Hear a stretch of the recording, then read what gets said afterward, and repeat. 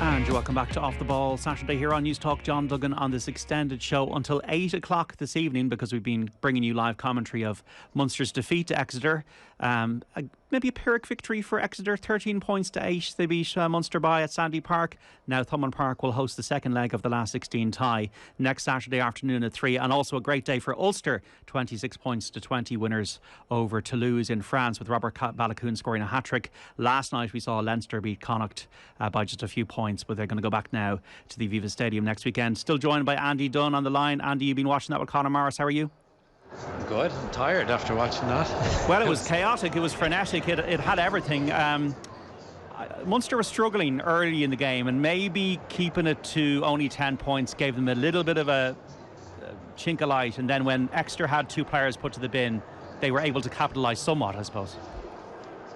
They had the resources and they had the ingredients to play a very, very different game, but they played a game like they had none of those resources on the field. When they had chances to scrummage and contest against 6 men with Exeter, with a front 5 like that, and they chose to ignore it. When they had a chance to get out of their territory, they never used Healy's cannon of a boot.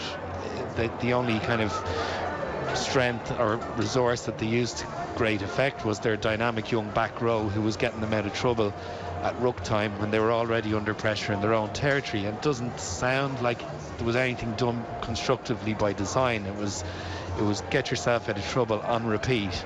It's not really a way that you want to survive in this competition, but yet they managed to survive. Keith Earls with a really crucial late try-saving tackle. When you talk about experience, he hadn't played in a while. Joey Carberry, Peter Mahoney, Gavin Coombs, Dave Kilcoyne, Todd Byrne were all out today. You needed someone like Earls there. Yeah, and that is the type of tackle that changes these type of games. You know, a 2-legged encounter, 13-8. It could have been a big shift in terms of momentum. It wasn't even his wing. He ran 70 metres in the 78th minute, having not started the game for 3 months at his age, and he takes down a fella, Woodburn, who's faster and bigger than him. It was heroic. It was one of the most inspirational tackles I've seen in a long, long time in any Irish shirt or provincial club shirt. It was phenomenal. And if they come through this second leg in Limerick, they'll go a long way to thank him. It was just a special moment.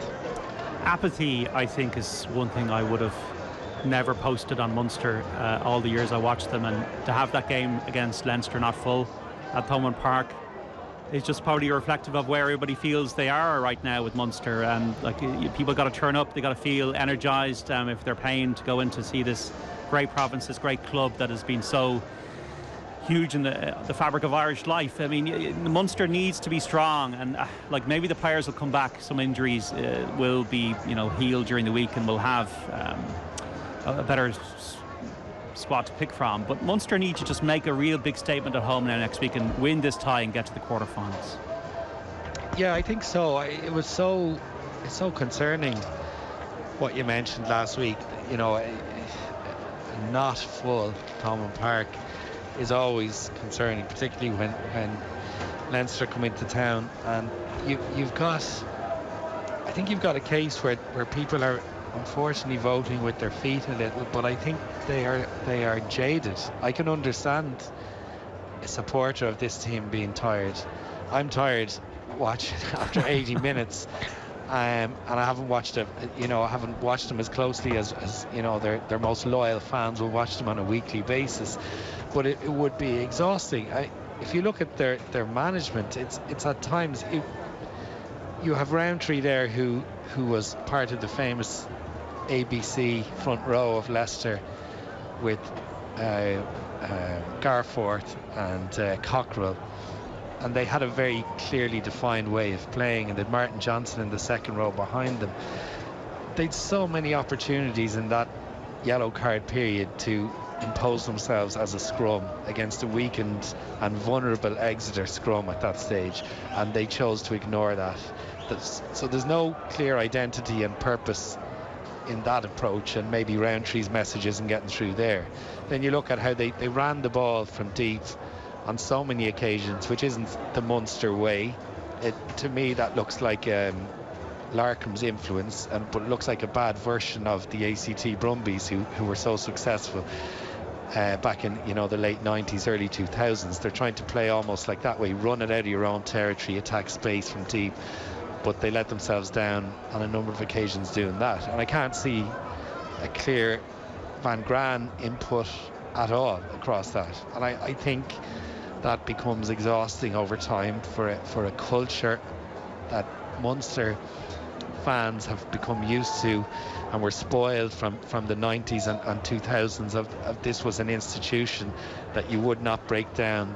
It was a club and a province and a culture that very, very clearly played a certain way, and you knew what you were getting when you went to one of those games, and you knew how they were going to play territory, you knew they were going to be smart, and you knew they were littered across the field with game managers and cerebral thinkers about the game.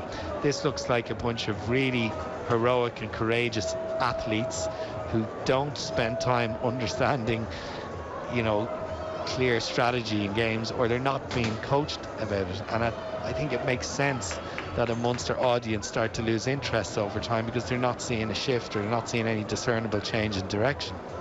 And that's why that new appointment is so crucial. Keith Wood was speaking on OTBAM during the week about actually it's a bigger thing here. It's a bigger project that Munster have to get right by talking to people and talking to the clubs and talking to the schools and getting everything right going forward into the next few years. Individual performances, anybody that caught your eye amid the chaos? Well, I thought Stephen Archer did a brilliant job, and after about 10 minutes it looked like one of those days where the scrum was going to get pinged for about 5-6 penalties, but Archer and Scannell seemed to regather themselves after the first 10 minutes and gave them some solidity in the scrum. And obviously Klein, being a good scrummaging second row behind him, did very well and put in a number of huge tackles that were defensively that changed momentum early on, certainly in that first half. So I was quite impressed with the Munster front five in that period, and at the same time the young dynamic back rowers who not that much experience in Kendellen and Hodnett did brilliant stuff, but it was all last ditch heroics, and that's not how they want to play. But if we're picking out anyone who constructively made a difference across the 80 minutes, to be honest, I would struggle. I didn't see anyone who was consistently doing their job in a constructive way.